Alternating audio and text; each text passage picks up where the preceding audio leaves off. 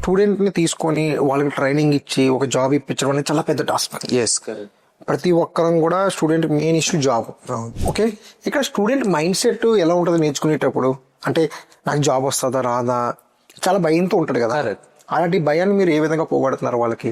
Basic గా first మా దగ్గర అని కాదు, ఎక్కడికి వెళ్ళినా కూడా ఇప్పుడు ప్రెసెంట్ ఉన్న జనరేషన్ లో స్టూడెంట్స్ కి ఎలా అయిపోయిందంటే there are lot of fraud companies, fraud institutes. They will take the money, but they won't give the proper training. Not at all. They work on the sake of money. They work for the sake of money. That's okay. So మన దగ్గర అలా కాదు. మన దగ్గర వచ్చిన student ని మనం proper గా మోటివేట్ చేసి, ఇప్పుడు స్టూడెంట్ వచ్చినప్పుడు భయం ఉంటది, అది నాకు ట్రైనింగ్ ప్రాపర్ గా ఇవ్వగలుగుతారా, నాకు ప్లేస్మెంట్ వస్తుందా రాదా.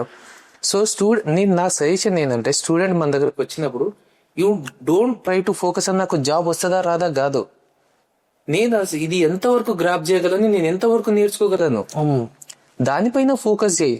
ప్లేస్మెంట్ మేం చూపిస్తాం కదా, నువ్వు స్కిల్ఫుల్ అయితే ప్లేస్మెంట్ మేం చూపిస్తాం. ఓకే, అది మా గ్యారంటీ.